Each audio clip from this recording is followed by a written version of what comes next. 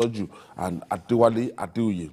We'll be speaking with the former governor of Ogun State, Aremo Olusegun Oshoba, later on the show. So if you're ready, let the hangout start now.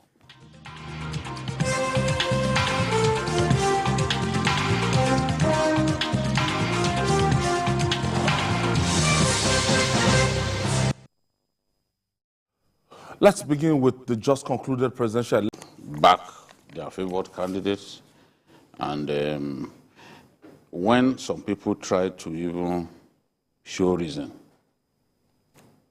they imagine that you are not a human being because you've chosen not to see things their own way. You are not a human being. If you know the rate at which people are blocking their friends of more than 20 years because of Obi and Tinubu, people who do not know you, they don't care whether you exist. You are blocking one another because of politicians. I mean, something is wrong with our young people especially. Why would you block your friend of 20 years because you disagreed? What is democracy about if we can't freely express our opinions, if we can't hold on to our opinions freely? So this is what we are seeing. More and more countries are even congratulating the president-elect. This is the fact. United States, even Ukraine, I was surprised. Ukraine wants friends from where he can find them. Ukraine has congratulated the president. The Americans have congratulated the president. But some people are now trying to make it look like, the EU. It is not in their place to call for the sack of the INEC chairman. And they are saying there was no time that they had a partnership with the Nigerian NGO that it claimed that it authored this position with, or this statement with. So we have to be careful in the coming days because more and more fake news would be on social media especially. That is the favorite hunting ground for fake news. That's where every never-do-well sees himself as a journalist. They even teach us how to do the job. Yes, yes. Because some of us chose not to be like some ill-trained journalists who come on TV to spew absolute nonsense. They think that they can even teach us how to do the job. They say, look, they judge us. Because their candidate Peter Obi did. Because their candidate Peter Obi did not win.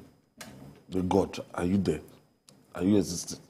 Well, I think first of all on the EU report, if people are not lazy, you can get the report. I have it here on my system. Just Google it and then you have the report. The EU has 110 observers. Then it has 14 long-term observers, and then 96 short-term observers, and 11 core team. If you read the report of the EU, it's a kind of SWOT analysis. It talks about the strength, talks about the weaknesses, then talks about the opportunities, and then the threats. You even see where the EU admits the gains of this election. It's not in their character to call for cancellation. It's not in the mandate of the European Union. Yes. In any country. Observer groups. Even countries in it's war. Not part of their framework. To now call for cancellation. Even the worst election all over the world. You know, the EU cannot, has no mandate. Even the United Nations cannot call for cancellation of any election. And of course, the EU is not the only observer. We also had observers from ECOWAS. We had observers from AU, who also commended the election and also stated the other areas that they think there's need for improvement. And this has been the standard since 1959, general election 64, 83, there will always be weaknesses.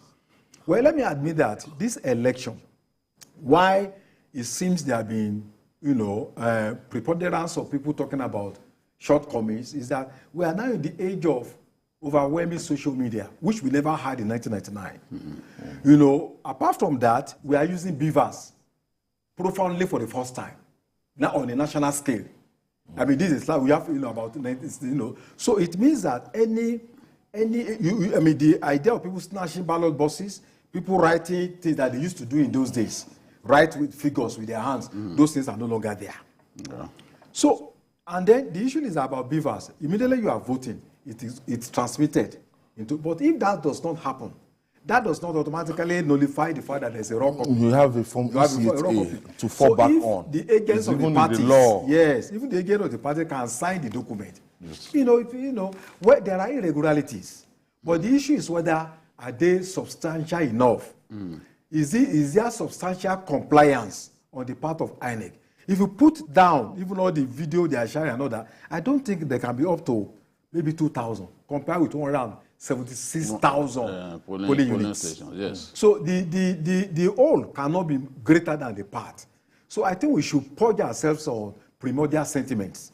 That if my candidate does not win, then we need to kill the whole system. The question I was asking a friend of mine, I said, okay, there are 19 states in northern Nigeria. Those states, in terms of land mass, are way bigger than southern Nigeria. In fact, one local government in some of the northern states is bigger than a whole state in southern Nigeria. I said, how many complaints of irregularities are you hearing from the north? Or are they less Nigerian than the rest of us? Because in that north, APC was well beaten. This is a fact. Yeah. In the whole of the northwest, APC won only 2 states out of 7. Yeah. In the northeast, APC won only 1 state. Borno. Even lost Joby, where the chairman comes from. Yes. So I said, how many complaints have you received? The fact that we had complaints in some places, and sometimes the minority is usually louder than the majority. That does not mean that this election was so bad. Yeah.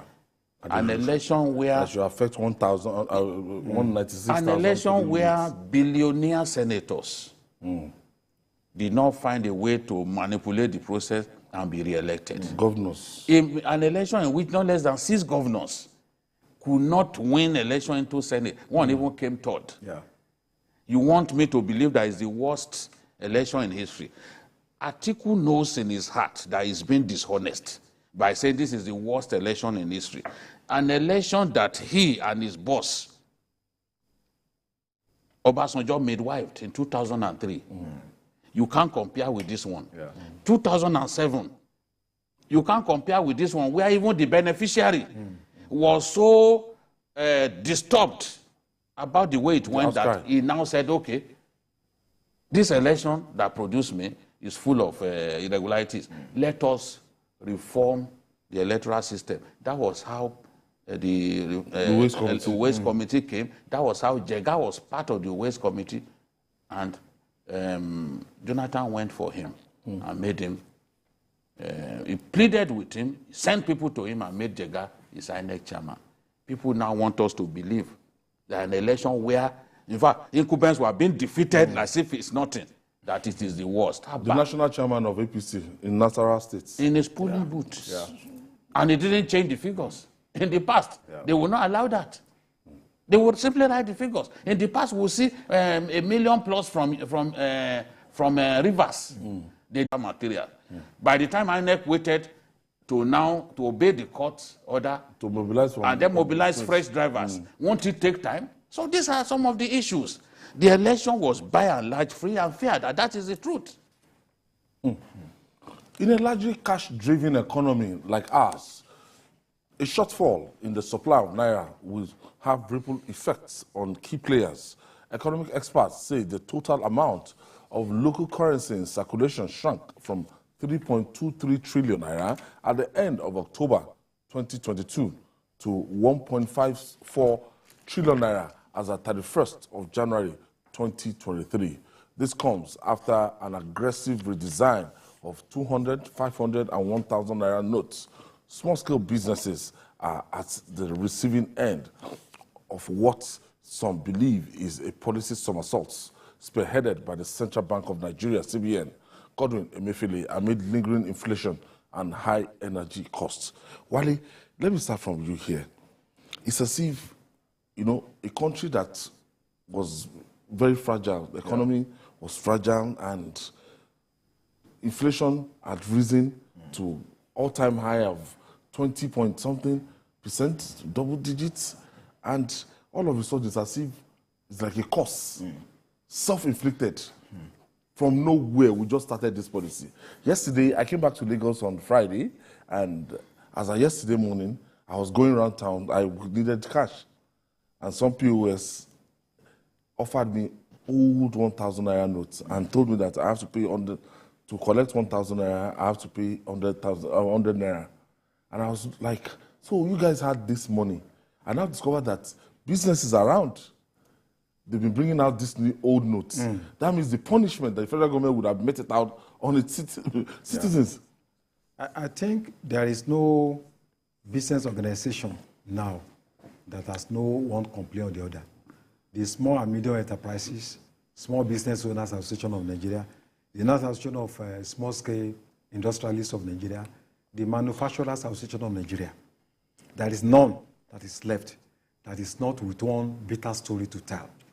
But I think things will have been better managed, if not because of the CBN policy, that most industrialists, most businessmen did not even anticipate at the beginning of the year.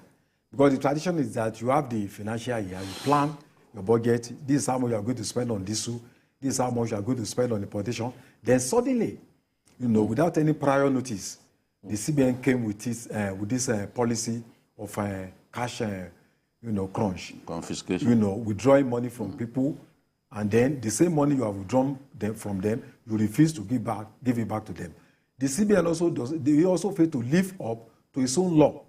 Initially, it said people can collect 20,000 naira, in a day. Later, it said 100,000 naira. Whether it's 20,000 naira, whether it's 100,000 naira, nobody could get anything. People are being given 2,000 naira, 1,000 naira, and this, it cut across broad. Everybody was affected. So I think that policy was, it was a conscious economic sabotage. It sabotaged the economic, projections of many institutions, compounded with the, man-made fuel scarcity.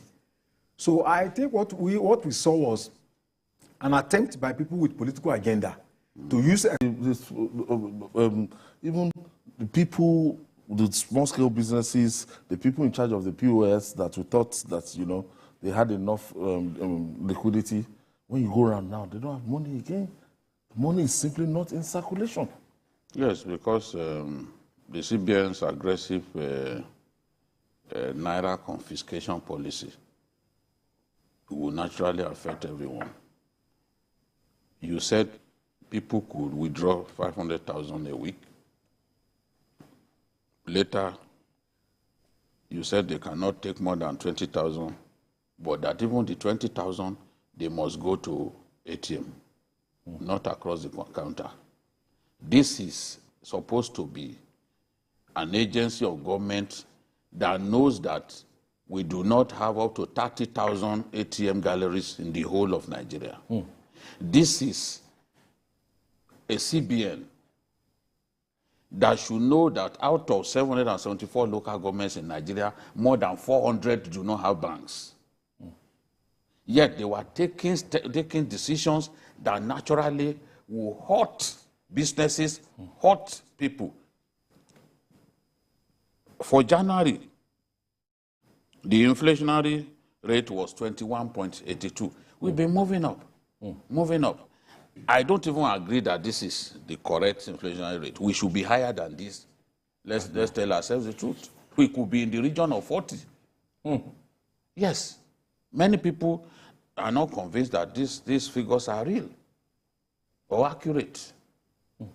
In December, it was 21.34. It moved up to 21.82. I can tell you, given what people went through in the month of January, that this will be higher. Whether they make it marginally higher, it has to be higher because, look, the economy literally was gasping. Agriculture contributes about 25. These people do not learn from history.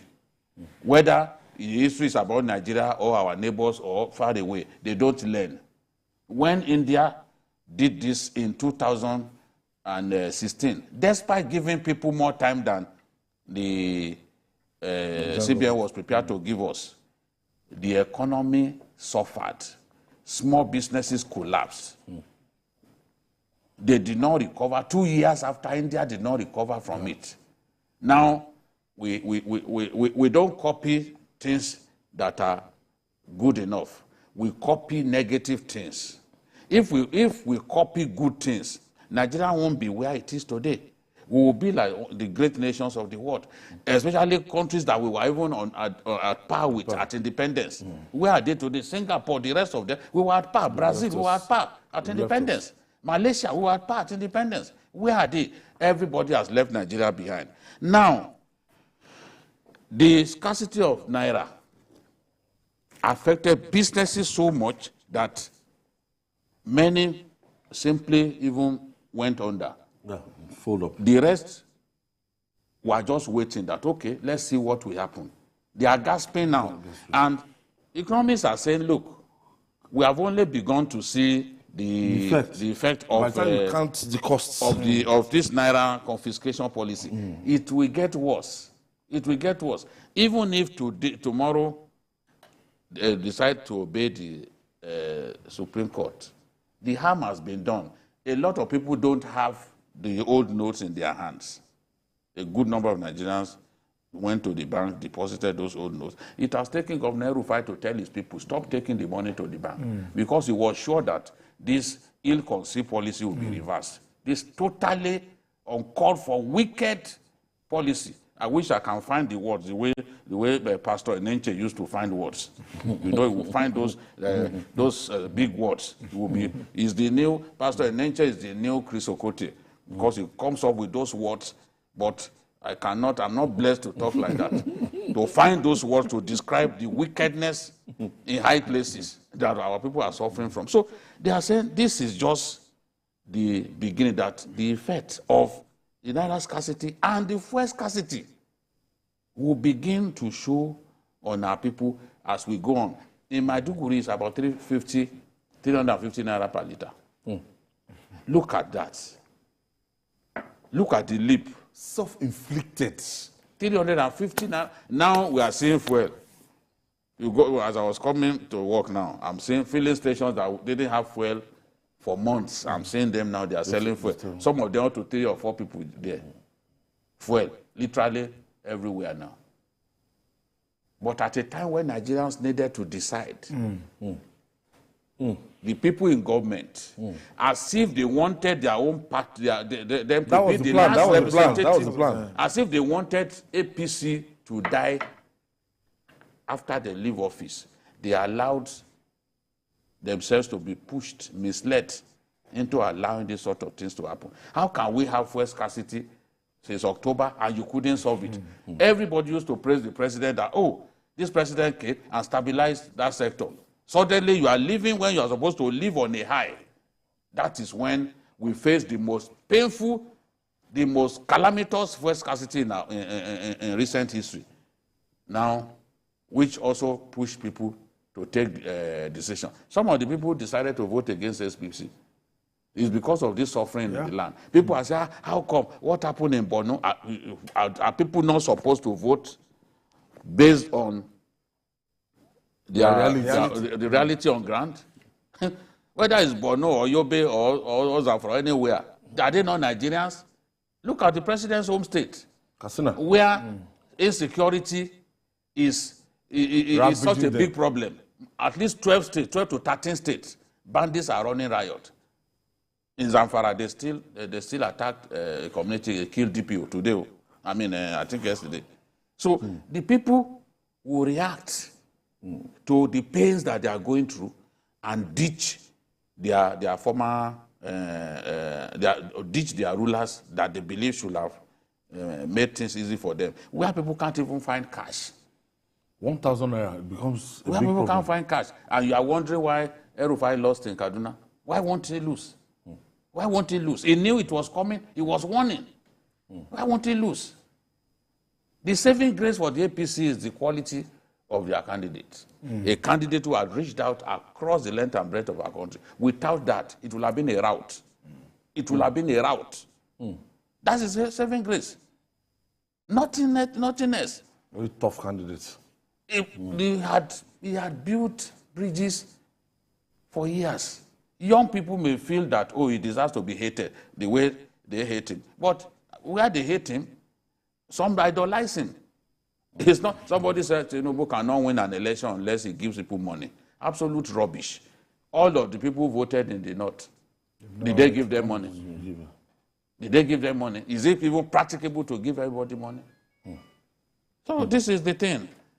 When you, the fallback, the effect now, because I feel that, okay, after the judgment of the central bank, that, oh, there will be a kind of respite and everything. From the signal, I feel by now we should hear from the federal government that, look, we are going to abide, and these are measures we are taking to make sure that we flood the whole place, to make sure that we go back to, the status quo. But unfortunately, the way it's looking, no, but everybody's keeping quiet. Well, I think the judgment was given very close to the weekend, and abiding by the judgment also requires some technical efforts to implement the decision in terms of the stakeholders, the CBN, but I think that is the highest court in the land.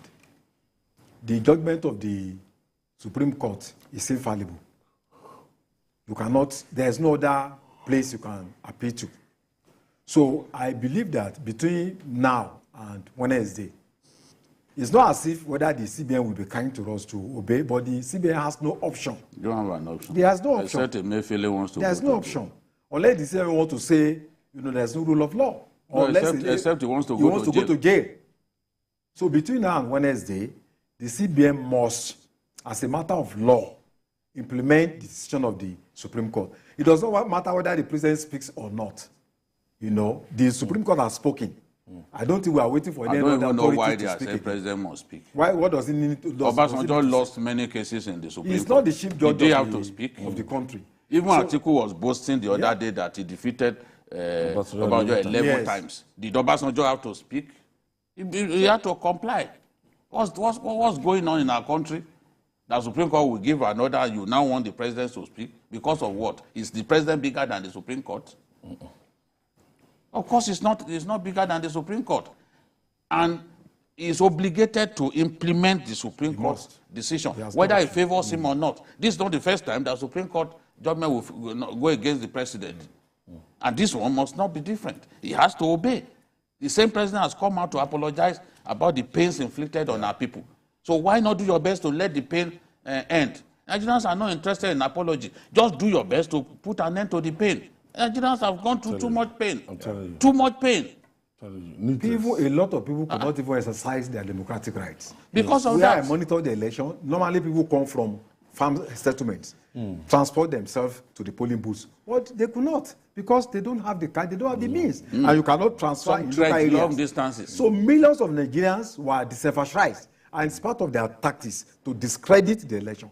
But eventually we still, we are grateful to human nature that people still came out en masse, at least to show that they want democratic governance as an alternative to any other arrangement that anybody may be making. It's not as if we are ready for the fintech thing, because all transactions, all this financial technology, it has exposed the flaws. No, because I was speaking with a banker, and he said before they came up with this knee-jerk and highly unthought-out policy, they did not conduct a stress test. A stress test will have shown clearly whether, in the event of the full implementation of this cashless conservative, double that number would want to transact businesses online and all that. Now. So that stress test will have told them that, we have not reached that point. But they didn't do any stress test. They just, out of disrespect for the Nigerian people, they just imposed the thing on us. And some people, some deluded people, thought that this was the chance for some candidate to win the election. So despite the fact that they could see Nigerians dying on the street, they lacked the conscience to speak out against a policy that was taking the lives of Nigerians and pauperizing them. And when you speak against it, they will deem that to be partiality, or you are partisan. You are supporting a particular candidate. Who told you that this thing will affect only one candidate? I said it at the beginning that made by Babajide regarding the elections. Made by Babajide regarding the elections. Sokoto, the election will follow the pattern of 2019. 2019. Extremely close election. The governorship election is 50-50. I can't say what will happen now.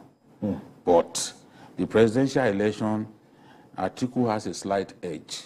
In Sokoto State has a slight edge. But even that slight edge, anything can change in the days leading to the presidential election. So he has a slight edge, but there are still many people who believe that Asiwaju may clinch Sokoto by a very narrow margin. Whoever wins in that state is just going to be like Kebbi. It will be a very narrow margin. Is the Labour Party in caution? No. It's too close to call. But I have to admit that from my findings, Atiku has a slight edge. Don't also forget that the DG of his campaign is the governor of Sokoto State.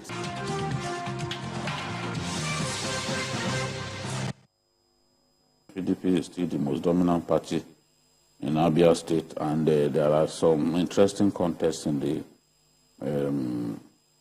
National Assembly for the National Assembly positions. Abia South, Abaribe, the outspoken senator, is contesting against the governor, Nkuben governor, Dokeze Biazu. The senatorial ticket? Yes. APC. He should win, except something extraordinary. At the next APC. He should win, except something extraordinary. And the next dispensation is looking bright for him. Yes, he should be able to win. If he goes back to the Senate. That contest. For the presidency, it is Peter Obi all the way. Peter Obi is very popular in Abia State. Not even the party of the incumbent governor. No, it's Peter Obi that will win over there.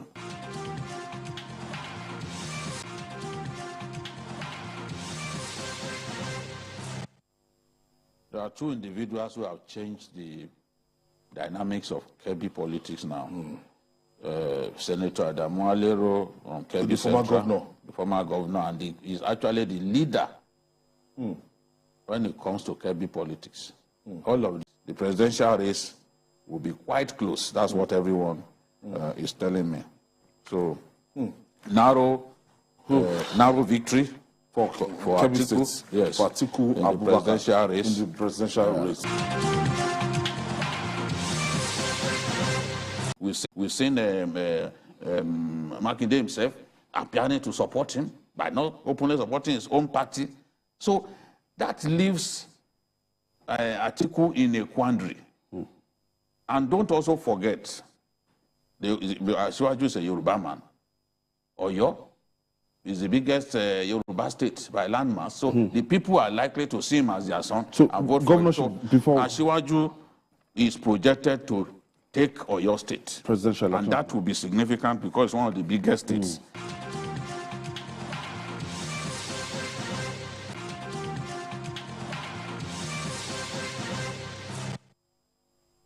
The dynamics in Adamawa State in 2019, in 2023, will this change?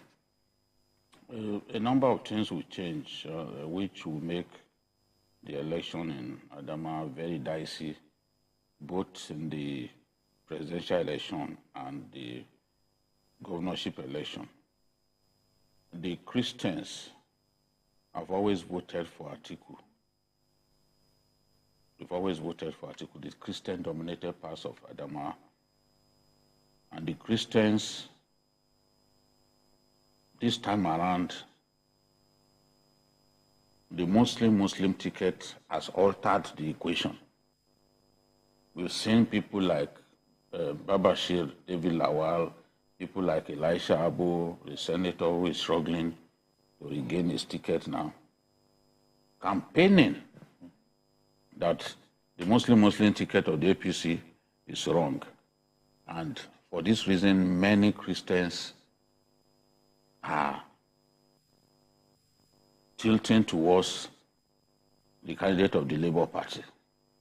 Those Christians, a good number of them will vote for Obi. And when that happens, some of the votes that Atiku used to get will not go to him.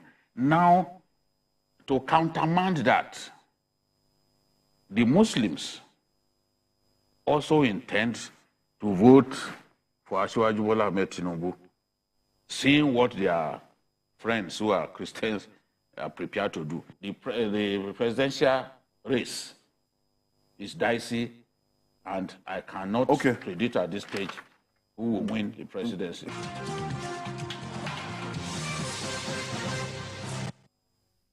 Nice one, Jide.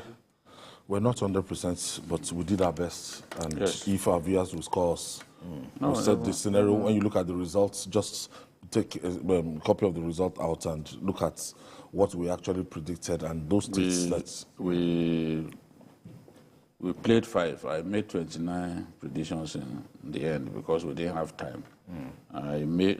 Today we have shown just 5. Now, we started with Sokoto. I said it would be very close. In the end, that was what happened. PDP, I projected that Atiku will win Narule. Atiku won with just 3,000 votes. Yeah. That's the definition of being close. I predicted that Abaribe would defeat the governor. Abaribe is of Abga. Abaribe defeated the governor in the senatorial race. I predicted that Obi would take Abia. Obi took Abia. We showed that. Kebbi State, I predicted that PDP would take Kebbi narrowly. I remember that even after that program, some people from some APC members were calling me that no, it's wrong now, it's wrong. But that's what eventually happened. As I projected that it would happen, PDP took Kebbi. Oyo, I predicted that Tinubu would take Oyo and that Makinde will win the governorship. They are yet to do the governorship election, but Tinubu eventually won. Then Adamawa, the last one, I said it was too close to call. But in the end, Atiku won with a hefty margin. So even when you project, sometimes in the days leading to the election, things can change. Some defections can swell your ranks, but I knew that APC would not take the state. Something told me that APC would not take the state. That was why I said, well, too close to call. But in the end, I think the Muslim thing the voting must have gone significantly to the PDP.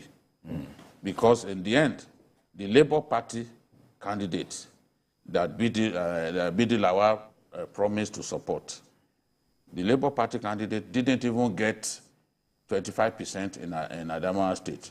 And Bidi Lawal, as it has always been the case, could not deliver. He's a local government. He's not known to even win his ward. Grassroots politician. He's not known to win his ward. And this election has shown it.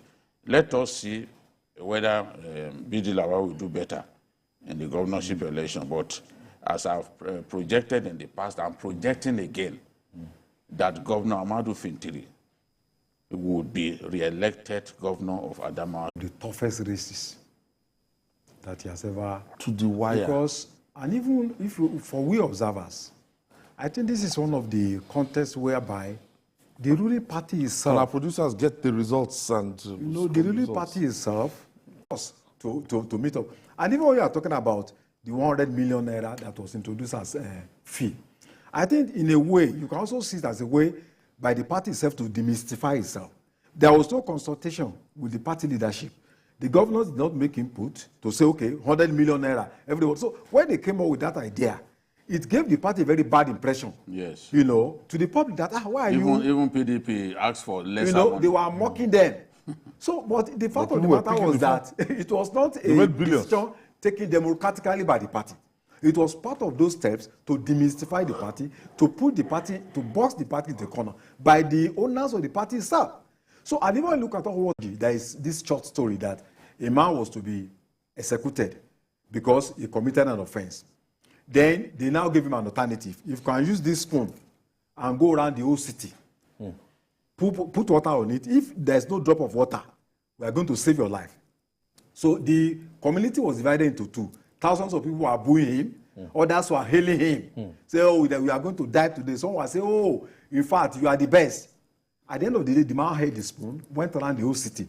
Not a single drop of water fell. So when they asked him, what happened? How managed? Was it because people that were hailing you or people that were booing? He said, no. I did not even know that people were hailing me or booing me. I focused on my goal.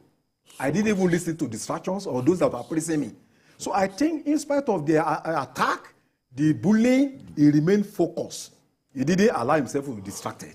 He did not concentrate on replying to opposition and all that. He focused on that goal, going from one place to the other, going from one street to the other, attending 36 rallies within a very short time, meeting stakeholders everywhere all over the world. And I think that worked for him. Jide, we ran a very toxic campaign.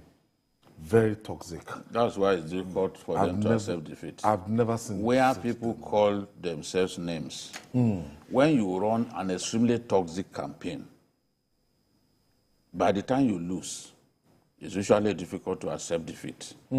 No matter the level. You know, you said it at the beginning of the campaign that his health status. People want that till the end of this campaign. People want to use it to a gap. So that campaign started with hand they shake, leg they shake, Baba window get hand. They shout at me, look, and at the end of the day, it traversed 36 states. Yes. You know, just as they generated that fake video that he poo-pooed on his body.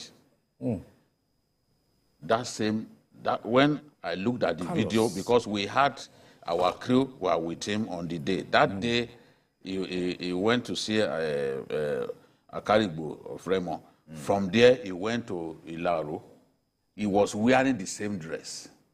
Can a man of considerable means like him poo-poo on his body and still wore the same dress to see the emir? They faked that thing. They faked it. There was another day, there was something in his pocket that looked like wires of, what was it called? Power bank. Somebody suggested, it could be catheter. Oh, so catheter is now put in pocket. These people, the faculty to reason, they've lost it completely. When you are determined to bring a man down, you are so single-minded about it that reason completely takes a flight. There are people who will now, on account of that, begin to show sympathy. I think in the north, on account of Asiwaju's generosity and long-term friendship with a lot of the power people, keeping faith with them, it was easy for them to decide to give him their vote. And strategic alliances win elections for people. It's not just to be making us all over the place, or we're abusing people. Abusing people will not generate vote. No, who could have thought that Asiwaju will win in Benue? But Asiwaju stuck with someone like the Minister of Special Duties, George Akume. They've been friends for some time, yes, you know. Asiwaju even wanted him to be Senate president. At the point in time, I remember. Stuck with him. Akume is still a powerful figure in the politics of Benti tomorrow. And then look at that pastor, who is right now a political hurricane.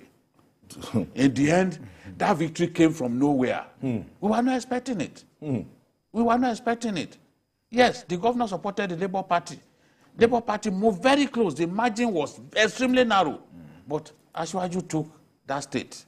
And I've not had people hitting their heads against the wall in Benue to say, no, the person who won did not deserve to win. some of the things that people are saying, especially in Lagos and some states, we are not hearing it from the north. Yeah.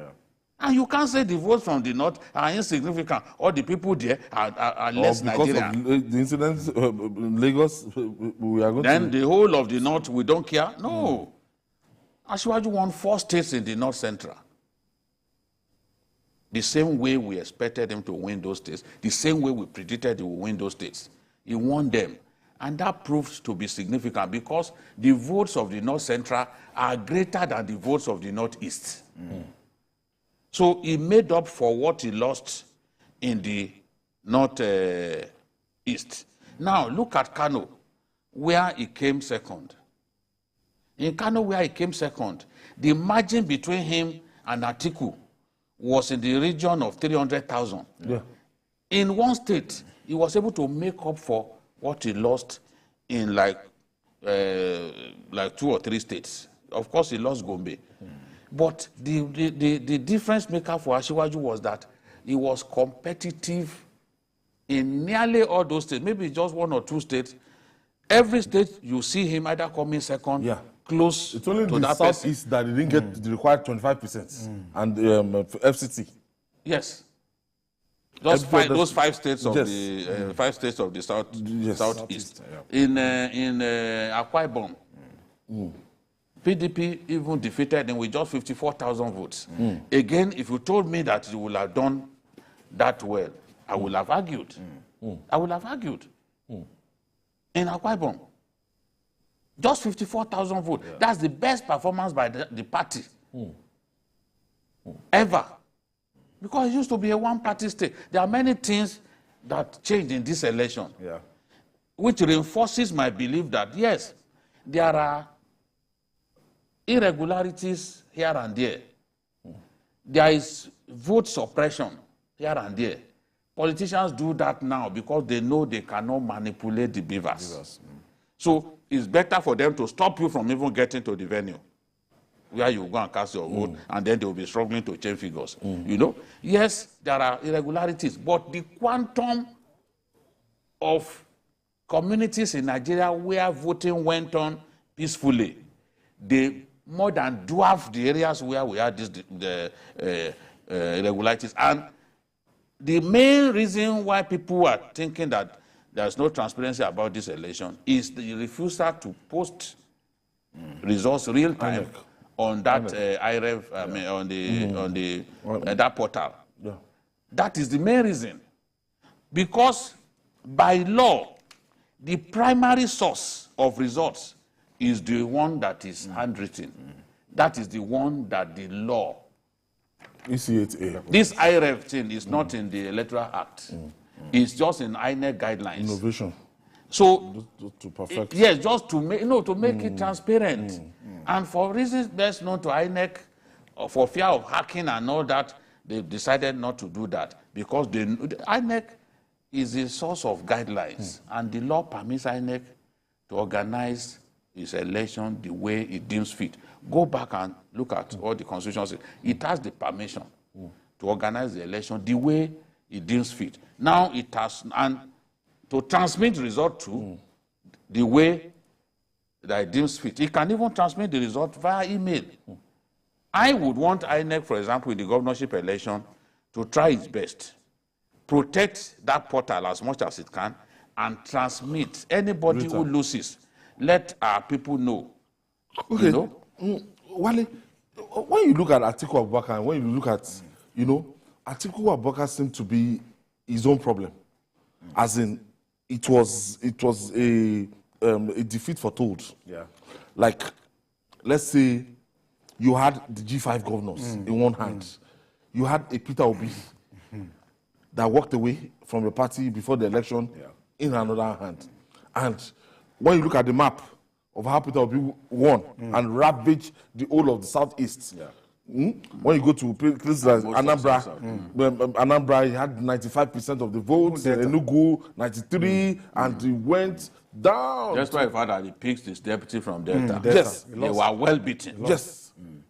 I think the PDP failed to manage its internal contradictions very well, the PDP was a bit arrogant that irrespective of the G5, the party will win. And I think what also counted against Atiku was the consensus, the general feeling that there should be power shift. So I think, If I learned it affected them in of course to affect them. Because if you see that a lot of governors in the north, APC, they were able to live up to their words, to say, look, for peace, which I think should be our highest goal, stability for a very fragile country, let us, don't have a... We're able to negotiate. Negotiate and, transfer. So I think, I was wondering why a politician of that kind of experience, where he derived that kind of stuck to your child, that you cannot sacrifice the ambition of one person for the overall good of the party. If Ayu has stepped down, swallowed his ego, and then the party had reconciled, and then they had done things well, I think it would have been a different outcome. When you see the final results, people are saying if you don't have structure, you can win. It's still not true. Because the parties that dominate this election are parties that have structure. Yes. Even Labour Party. Yeah, tomorrow we'll talk about the performance in the National Assembly. Yes, you will see the way it went. Even Labour Party had to depend on a fraction of PDP structure in order to be able to win in Southeast. So I think Atiku made a lot of mistake. Unfortunately, it might be his last lap because of his age. He's 76 now. Another consideration. 76. It would have been a different outcome if he had been a bit more statesman. And when he's saying that he did not, that this election is the worst. He said the same thing. I don't know. He's always been a bad loser. Because if you recall, even when Jonathan defeated him roundly in the party primary, 2011, there was nothing Atiku didn't say, including threats to incitement and all that. Frank Fanon. Threats to incitement. So this is not new that Atiku will be issuing threats, that Atiku will not want to accept defeat when he's well defeated. Because look at the states. The states of the north, for example. Atiku won the north. You won Kaduna State. You did very well. You won Katsina State. You won Kaduna with a wide margin. Yep. Katsina State, the state of the president, you won it. You won Sokoto State. You went to Sokoto. Southwest. You won Sokoto. Kebbi State, that is APC controlled. You won it. APC only won. APC used to have 8 governors. APC had 8 governors, 6 governors in the northwest. Yet, APC won only 2 of the 7 states. Atiku dominated. You went to the northeast, out of the 6 states that are there. Atiku won 5. It was only Borno. It was only Borno. So where were you? Where did they rig the election against you? Are you saying that they rigged the election against you in the southeast? Were you expecting to defeat Peter Obi there? Or is it southwest, where you want to come and defeat Tinubu? You see, you took Osun. You took Osun, yes, with the vote suppression and all that happened. Because we are getting a lot of those reports. They took Osun, yes, we give it to you, took Osun. But he couldn't have taken the southwest. No way. Not in the kind of politics that we do here. If you've taken the north, you couldn't have taken the southwest, and you cannot take the southeast. You can't take southwest. So where did you lose? Are you saying that Peter Obi robbed you? Or Peter Obi's people rigged the election for you? Or Obi that was all over Enugu, Abia.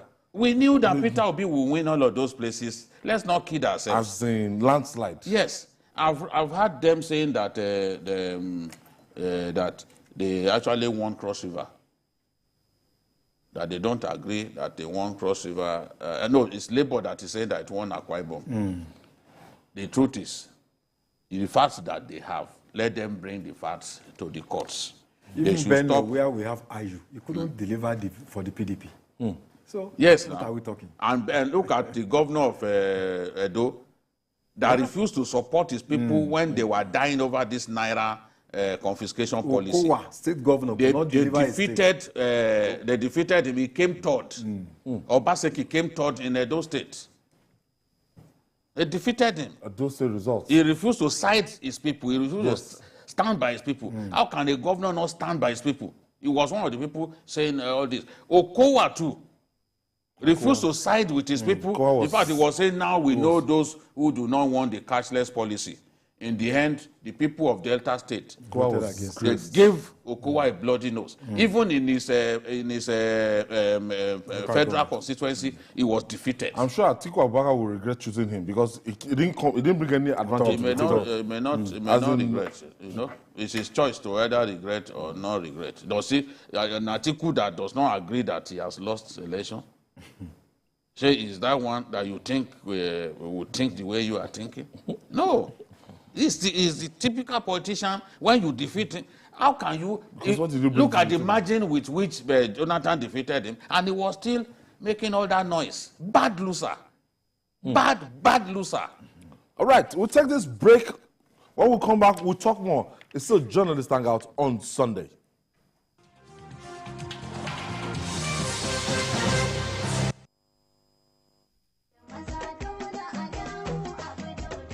The 2023 general election is here. The people of Zamfara State, you have no other option than to re-elect Dr. Bello Muhammad Matawalem Maradun Barden Hausa Chetiman Dolar Usmania for the second time in office under the platform of the APC. Dr. Bello Matawale has done well in the areas of security, health, education, upgrade of the traditional institutions, modernization of the government house to world-class standard, improving the welfare of civil servants, job creation by bringing in local and foreign investors, construction of a modern House of Assembly complex and the befitting conference hall at the JB Secretariat, among other things. Re-electing Dr. Bello Matawale will afford him the opportunity to complete the ongoing construction of Gusau Cargo Airport, 3-star hotel in Gusau, Ruga settlement in the 3 Senatorial District, among other key projects. Vote Dr. Bello Matawale come 2023. Vote APC for continuity, peace, unity and development of our dear state. APC.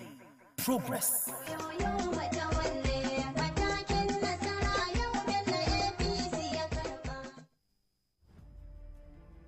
Politics is defined as getting what, where, when, and how. But in the mix, many things come to play to shape the political fortune of any country. Honorable Minister, how you misinform the public? From the political actors to the electorate, campaign to voting, from debates to policy decisions, big events happen to engage us in constant conversation. That's what we're looking for. Not some people who are talking about ethnicity. No. Who is on your mind? Don't worry. Join me every day on Politics Tonight, where we dissect issues that shape our political destiny. Politics Tonight, weekdays on TVC News. It's the 7th successive general election in Nigeria's 23 years of unbroken democratic rule. With more than 93 million registered voters, this is Africa's largest election, having over 75% of votes.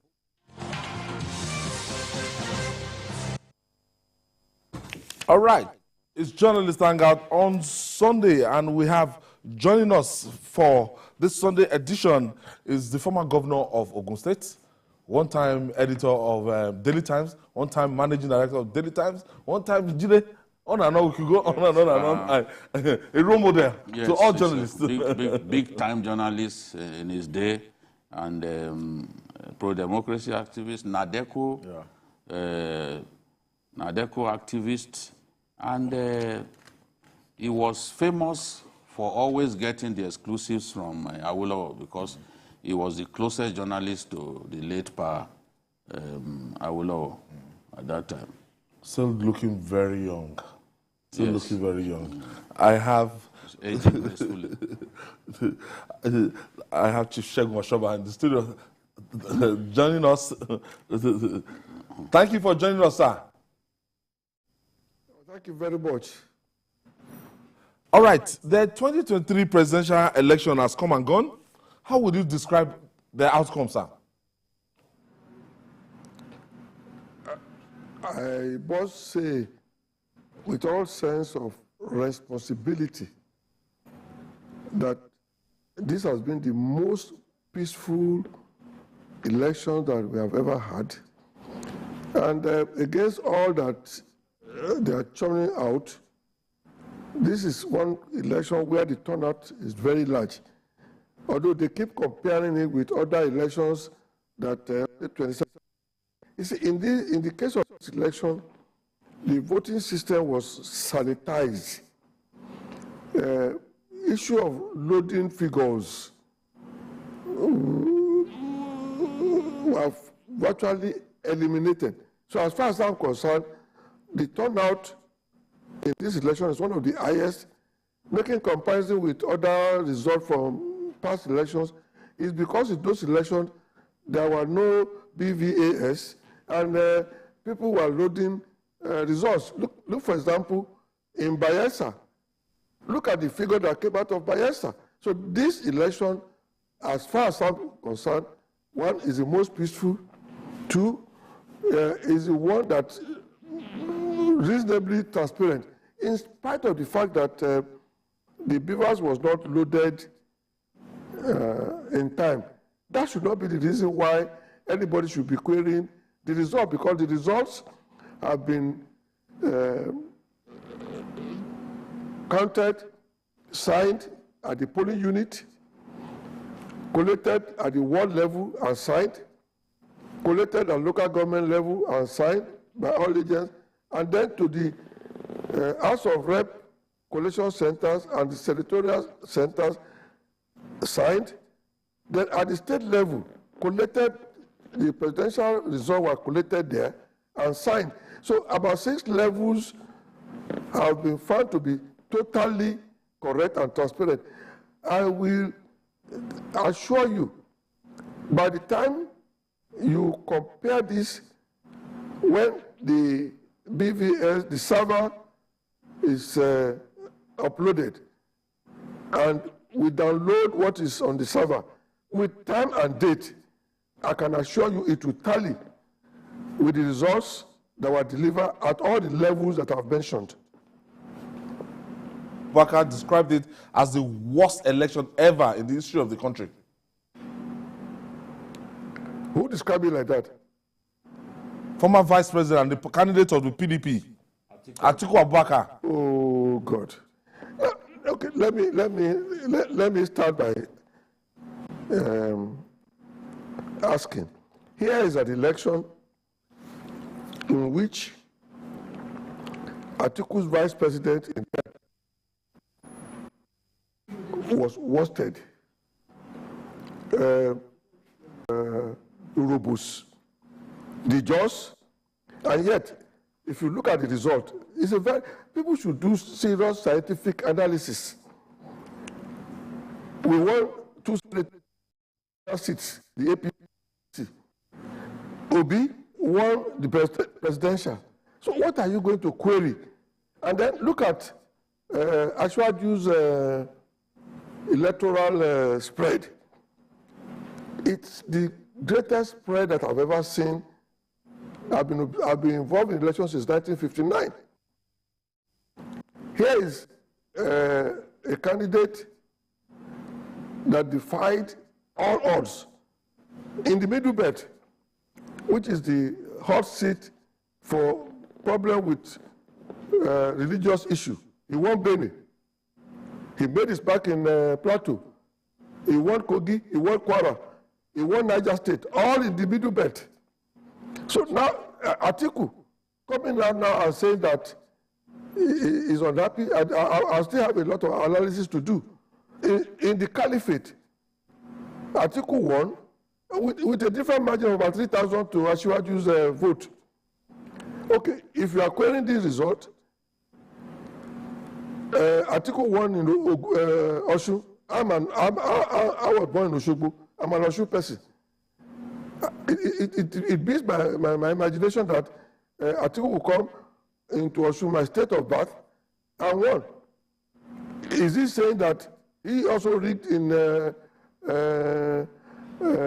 Osun? So all this noise about winning, and look at Obi's performance. In Nasarawa, Obi won. In Lagos, you won. In Delta, you won. And now you are querying. And I have something to say about what happened in the whole Eastern region. But as far as I'm concerned, this election has shown that the mandate is a pan mandate. Two, the southern Nigeria and the northern Nigeria, for once, have shown unity.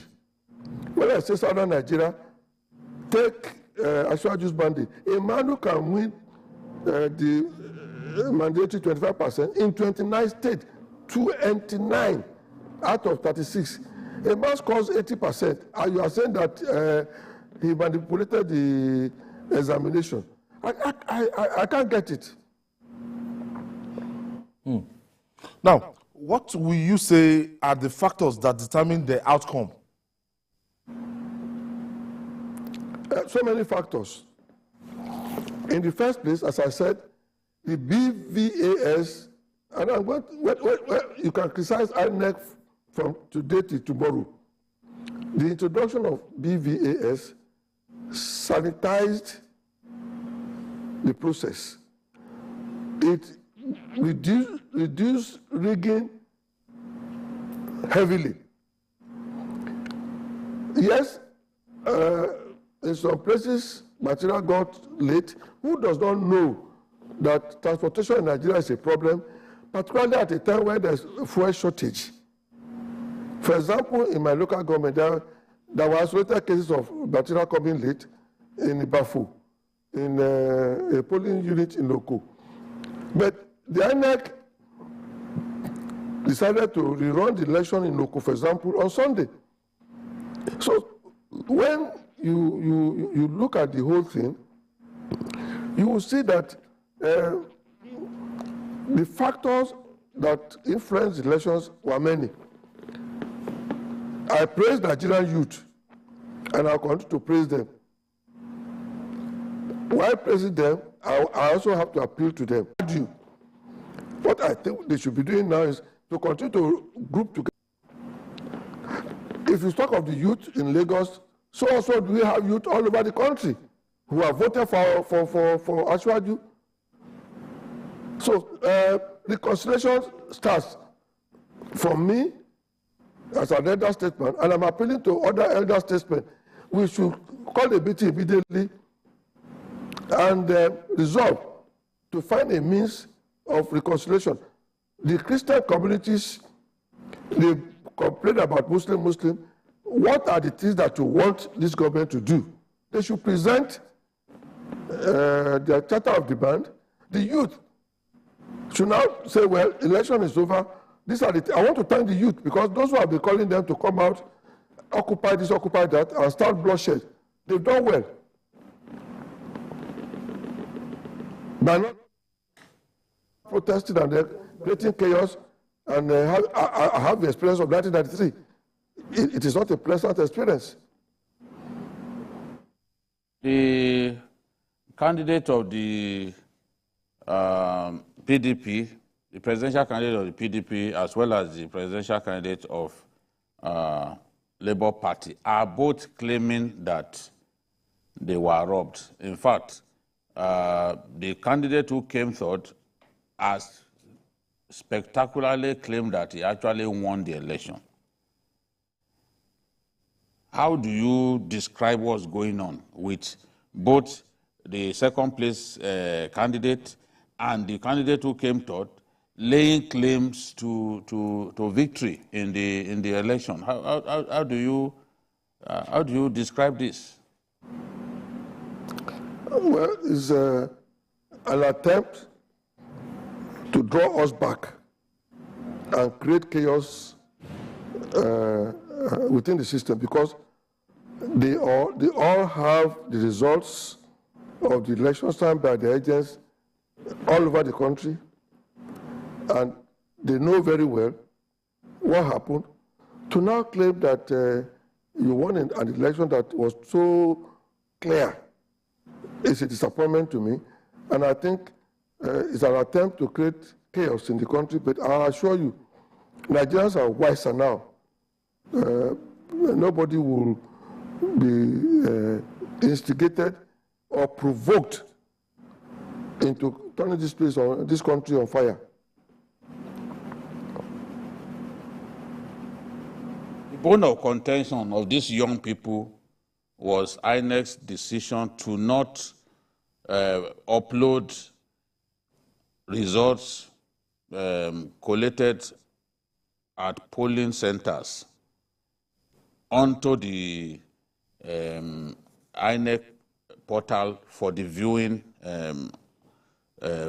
public. Why do you think the INEC took this decision to not upload to IReF, despite earlier promising that to deepen transparency, that it was going to post results onto IReF so that the viewing public can actually follow the trend? Well, the youth are right to query INEC inability to upload the result instantly as promised from the polling unit. That I accept. But as an investigative journalist, I can tell you, I made my investigation, and I heard from my investigation that there were attempts, so many attempts to jam the INEC portal and server, and that would have created chaos for the INEC. It's unfortunate, as a politician, I cannot now meet Professor Mahmoud Yakubu, nor make any contact with him. I cannot now make contact with one of my colleagues, who is also National Electoral Commissioner, my colleague, former Managing Director of Nigeria, Mohamed Haruna, because this is not a time when one should make contact. They have not handled their public relations well. They should have told the world that the deliberately shut down, that's my own investigation, I may not be right, that they shut down their portal to protect the information from being hacked into. They have not come out. They just said, we are facing challenges. They should have been straightforward and honest. The Professor Mahmoud Yakubu, that I know, is a gentleman. If you can even assess him and his character from the way he handled Dino. Dino went there to provoke and make him react in a manner that will show him as an intolerant person. But he calmly just kept telling Dino, you are now trying to disrupt. So the INEC needs to do its own PR. What I had was that they deliberately shut it down so that the hacker, look, even in Nigeria, ask the banks how much they are losing by hackers who hack into mobile transfer. The Nigerian bank is one of the most advanced in terms of technology.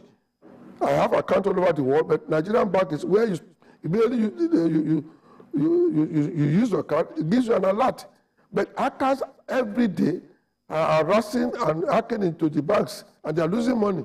So I appreciate and sympathize with Nigerians who query the INEC inability. That I accept. But INEC needs to come out and defend itself very well and explain the whole thing in details. Lastly, I will urge everybody to wait. For example, I have been able to download from the INEC portal and server. Yesterday, there was something sent to me early in the morning that I was sit here in Umuahia, one polling unit in Umuahia in Abia State. I was shocked when I saw it. How can one person be the presiding officer and also sign for all the agents? So what I did as a journalist, I went to INEC portal and I downloaded the whole thing. And the result that I found on INEC portal corresponded. And on the INEC portal, what was being circulated is there. That only one person presided and the same person signed for all the agents. If Atiku is complaining about rigging and Obi is complaining about rigging, they should please start coming out and giving me specific information, not just random information. I'm not saying they should release, then I will accept. Now, one of the political parties has gone to court to get its portal. What do you think could happen on March 11 when we will have the governorship election? I expect INEC to now organize itself in a way that they should also put in place anti-jamming devices. The court has, even before the court gave the judgment that you are claiming that they gave, INEC portal has been open since the beginning of the week. As I said, the CTI issue, I'm not want to believe anything from the bloggers and on internet. I search, and I've been searching. Most of the searches that I've been making, they are on INEC portal. So INEC has already uploaded his result. It's there for everybody. If you have your voter's card, slot it into INEC portal. You will see the result of your polling unit. It's already on. I'm sure the INEC must obey that court order. And for the next election, I think it's because we have those who are electronically savvy among our youths in down south here. A lot of the professionals. That's why you find people talking. And in the north, who is going to complain? Obi, one in Nasarawa. Did Obi? How will Obi explain how he won in Nasarawa? And look at the situation in the north. The whole place was shared between Atiku and Asiwaju. And you go to Kano, of course, Kwakwanso made his mark. So in the case of the northern Nigeria, they are the one that really broke all the primordial attitude and voted along party line. I mean, okay, take for example in Lagos, it hurts me and it's giving me sleepless nights when educated people like me and others voted against APC in Ikoyi, for example. Governor Babajide Sanwo-Olu has done so well in Ikoyi. Ikoyi was totally run down, was almost becoming a slum. And when Sanwo-Olu came in, he had done so much renewal in Ikoyi.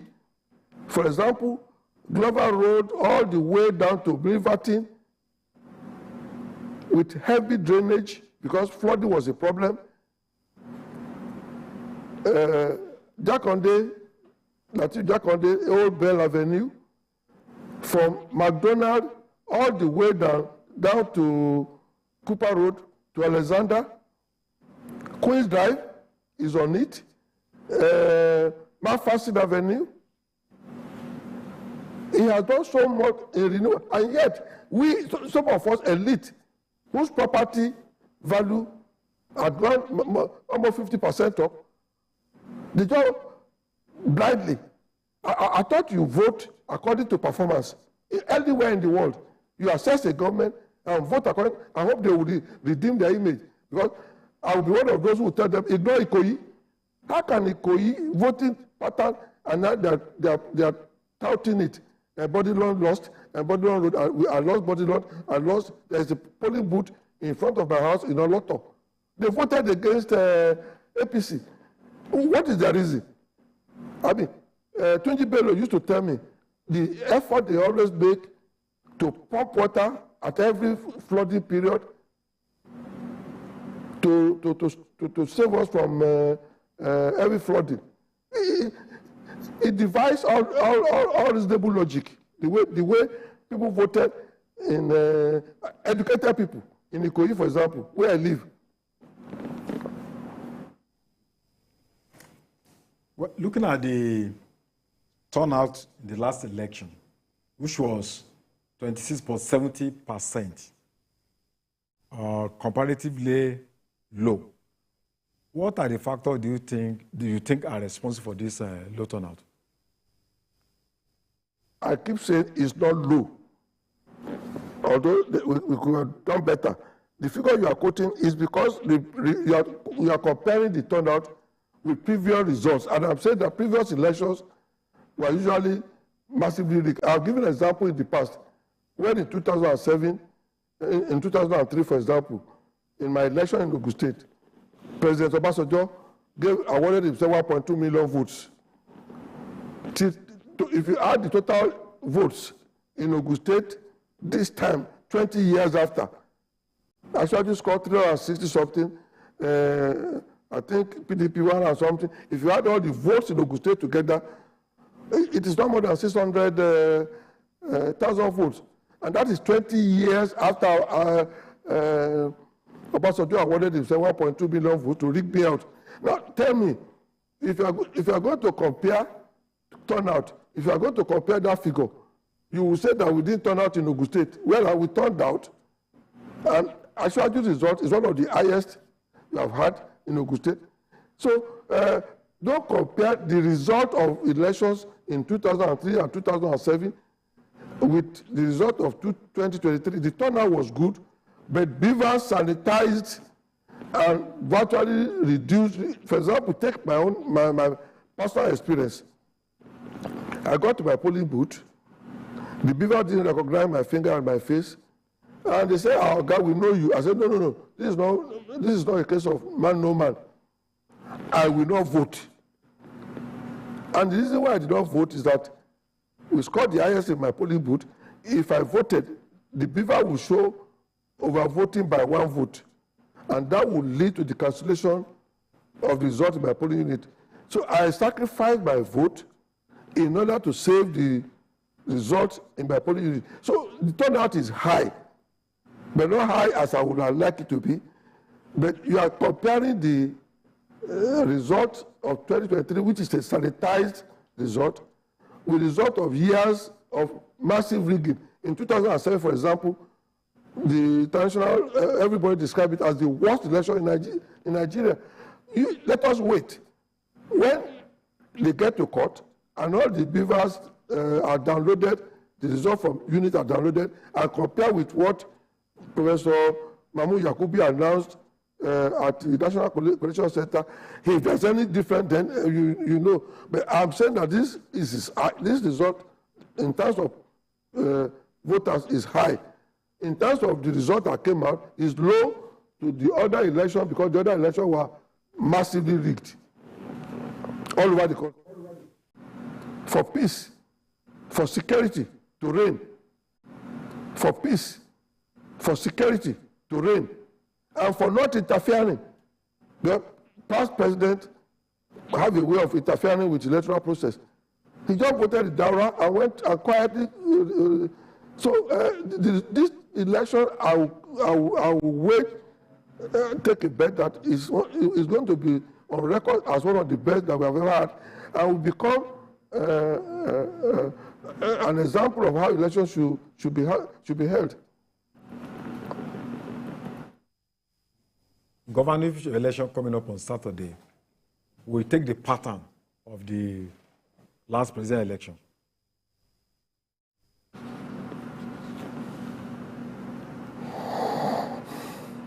Yes. Did you think the forthcoming governorship election on Saturday is likely to take the same pattern like the presidential election? No way. I can assure you, take Lagos for example. Let's be honest with ourselves. I mean, why should anybody be looking for a change in Lagos? Like I said, I have given you a personal assessment and performance of Sanwo-Olu in Ikoyi, where I live. This is not the say. A man, monorail that Jakode started and was cancelled over 40 years ago. The blue line, he has restored.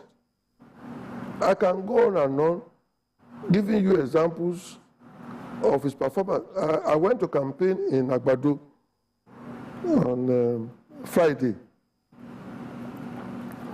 I'm coming back. I Google my way back to my house, and all the way, all throughout Agege, all the neighboring areas between Ogun State and Lagos were all dualized. How do you say a ban like that should not continue? So I take Lagos as an example. I foresee a difference. And what I will urge our people, the youth, you have made your mark, you have told us what you feel. I beg our youth not to make the same mistake as they made in Ethiopia, where they went, just voted blindly out of frustration, which I appreciate.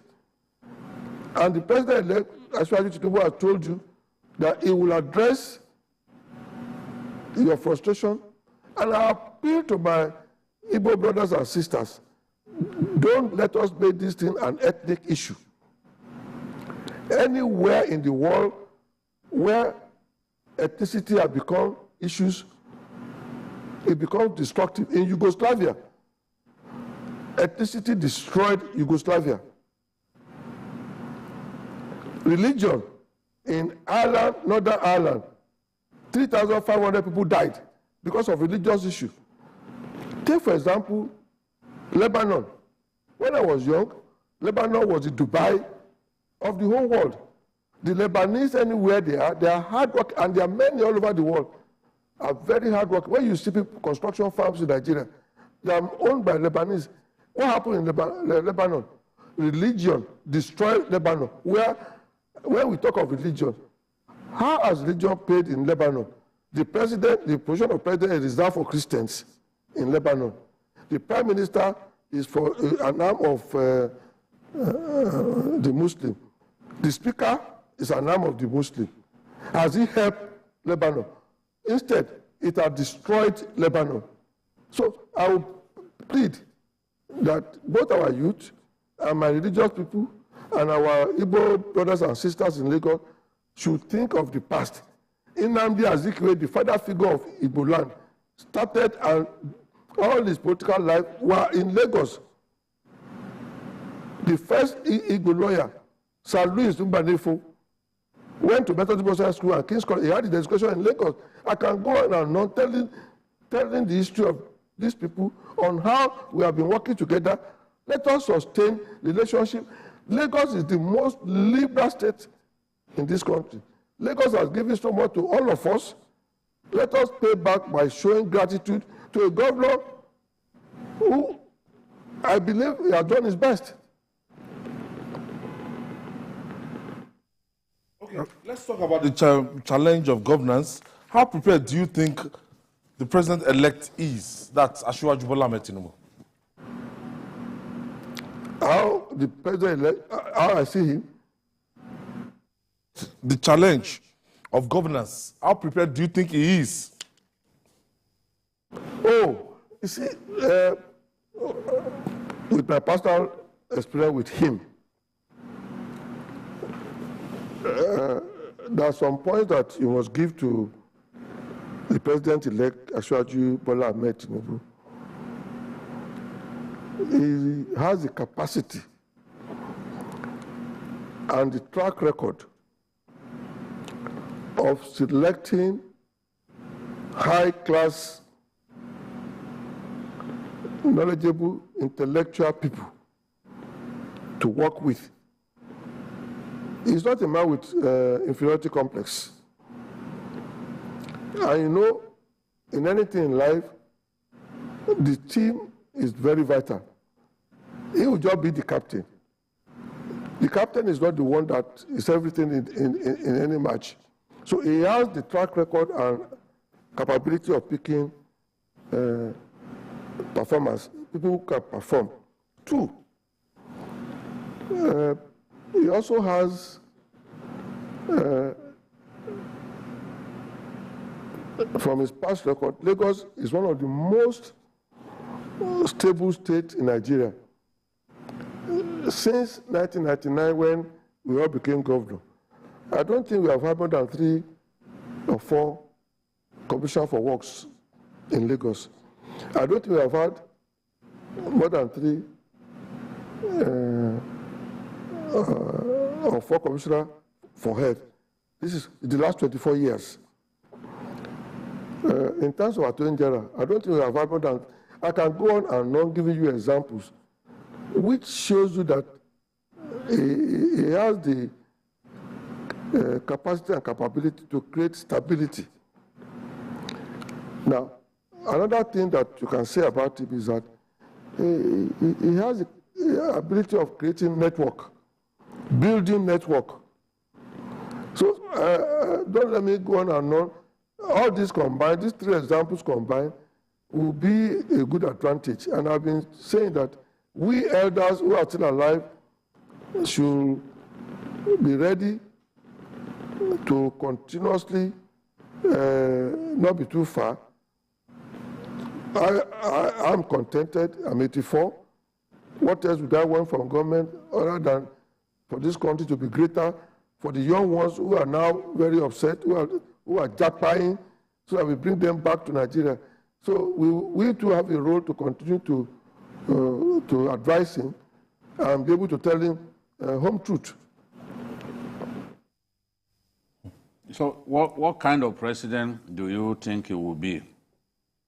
As somebody who is his neighbor, who is his ally, what kind of president do you think Asiwaju will be? As I said, he will be a team-playing president. Look at all his record in Lagos. It's not him alone. For whatever he may be claiming, it's because he had a very good team. And with the kind of mandate that he has been given now, it's a pan-Nigeria mandate, a mandate for unity. I expect him to bear that in mind, that unity is going to be vital in the situation in which we are, and I expect him to bear in mind the economic situation.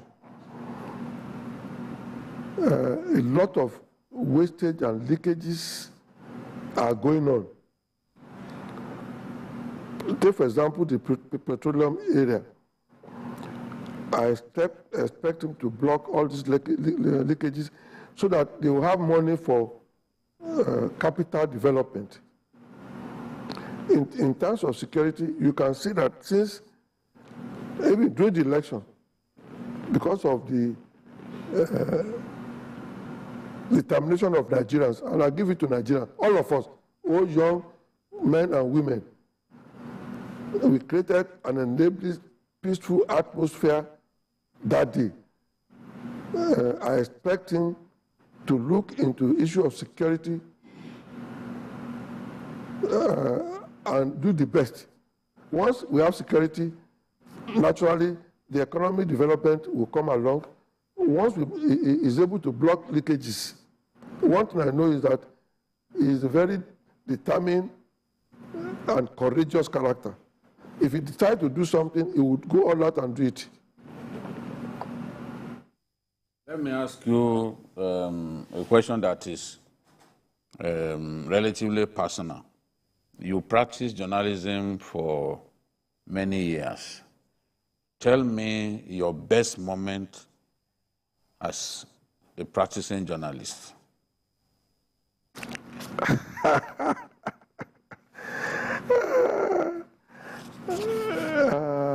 Into a minister of internal affairs, by the time I took him physically and threw him across the border.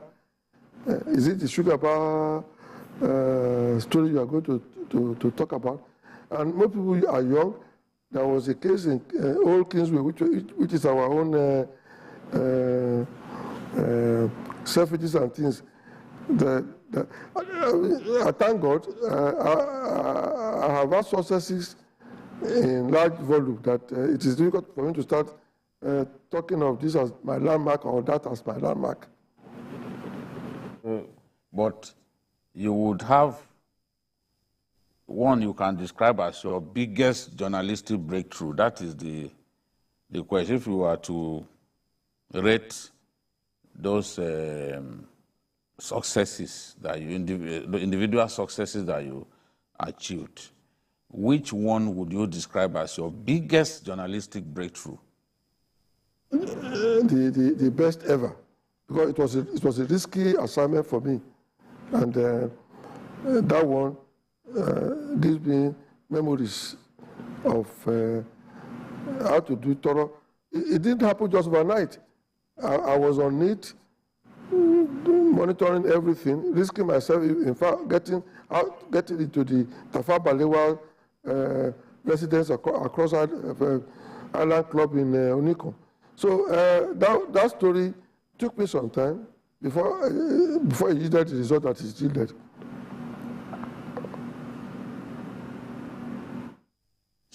Of the Prime Minister.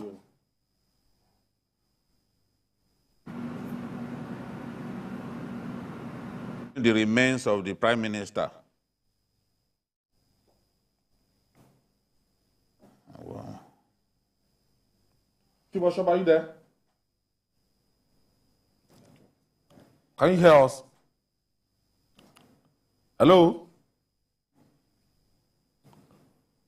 Since we well, okay.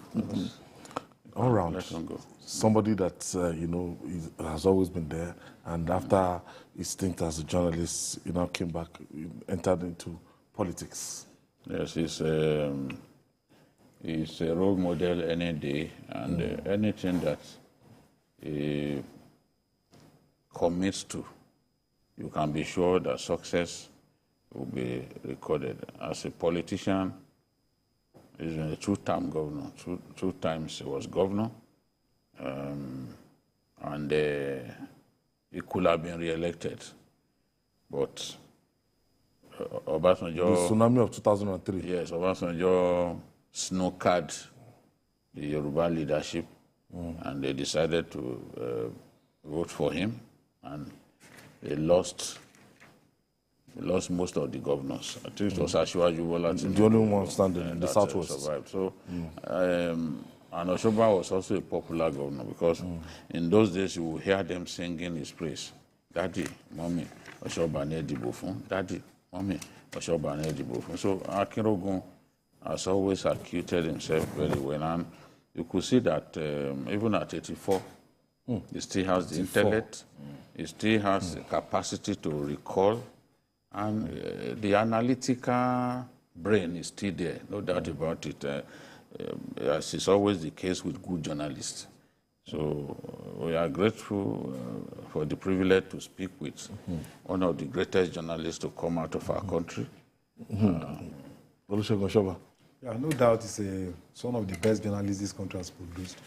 Apart from working for Daily Times, he was already a stringer for Newsweek magazine, or a stringer for BBC and Times of London. So his experience in journalism is not just about Nigeria. I've worked for some of the best, media institutions all over the world, and I think we continue to respect him because of his character, his strength of character, and up to today, he has not changed. He remains a role model to a lot of people in the media, and also to, his community. And even when he was governor, he was one of those few governors that you could hardly find any corruption issues around him. Quite none. Throughout his first tenure under SDP, and then later as Alliance for AD. Democracy. So we are glad to talk to him, and I hope people will take his words serious, because one of those that we can actually rely on in this country to guide us on the pathway to prosperity and success. He buttressed the points that we made earlier about the election. Yes, that is my position. People can say what they like, This time around, if your opinion is different to people's opinion, they say you are not objective. People fail to realize that when we come here, we are not, our job is not the job of the reporters. When we are here, it's our opinion that we are asked to give you. It's just like accusing Roy Keane of not being objective because of his usually very strong views. But you are asking me for my opinion. But even at that, we try our best to be balanced. I'll challenge people that, look, whatever it is that I've said that you can see is wrong, point it out. If I discover that indeed I made a mistake, I'll correct myself. We do that a lot here. But if I said certain things, like, 2 days ago I said here that whatever it is that Peter Obi achieved in this election, Buhari achieved even better in 2011. He won more states in 2011. He won 12 million votes in 2011. 12? Yes, he even had more states in which he got 25% in 2011 than Peter Obi. So somebody said, oh, you are not objective. But I'm speaking facts. Facts are the tools of my trade. They don't want to hear. If it is wrong, challenge me that, oh, Jide, you lied. I will come openly to say, oh, I lied. Buhari didn't do as well as Obi. No, but on the internet, you see the table. You see each state won by him. And I also said that in 2011, Buhari started CPC from the scratch. Yes. It took, in 4 months, it took CPC to the election. In 4 months, it took it to election, and the party came second. Now, is One that Nasarawa State? Yes, and they produced the governor. But he had people in the National Assembly. Now, the Labour Party that Obi has used is not a new party. It's not a 4-month-old party the way CPC was. We've had Mimiko ran under Labour Party. He became governor under Mimiko. So this is a party that people had used in the past. In fact, Zeni Labour Party is an offshoot of it. The people have used Labour. Labour is almost as old as they said, the political dispensation. So I have not said anything that is not true. To say that somebody is not objective because he said the truth, it beats me the way this generation thinks. It's the truth. So if it does not say what you want, and the question is, when people, you say I'm not objective, when the APC people were calling me tomato journalist because I spoke the truth that tomato was costly, where were you? You're saying I'm an APC person, but they were abusing me at that time. You are all witnesses to it. So we will not stop saying the truth.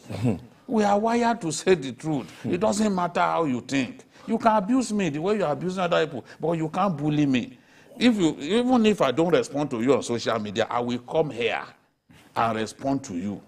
Chief Oshoba, your last word, sir, on this election. Well, I have told you that I'm confident as an investigative journalist that the results are credible and that they will tally. I'm happy they are exercising their right to go to court. After all, Trump asked for, when they're talking of Bandra, the Trump asked for Bandra County in Arizona, Georgia, and everywhere. But I assure you that Nigerians have behaved well up to this time, and I plead with them to continue to behave well. You were asking me about Ashwaju. One thing that I also can say about him is that he's a very hard-working person. He works up to 2, 3 in the morning. When I walk across, dinner in his house is about 1 a.m. in the morning. So I plead with Nigerians to please let this be, and that we all must come together, united, and please put whatever we want this government to do for us in the current situation that we are, and hold us accountable to whatever you want from the government. That's my appeal to Nigeria. Never let us go violent.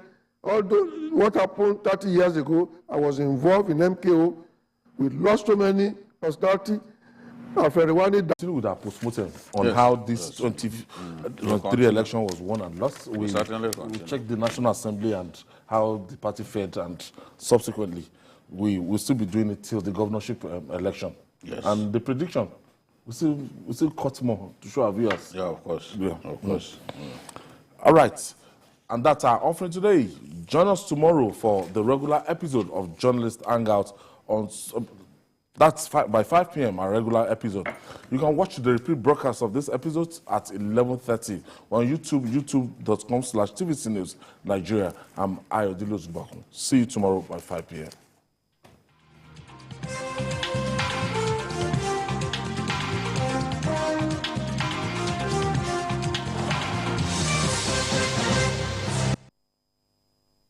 Miss a moment. Instant breaking news from all over the globe. Live streaming of your favorite programs delivered directly to you. Watch anytime from anywhere on your mobile or smart devices. Download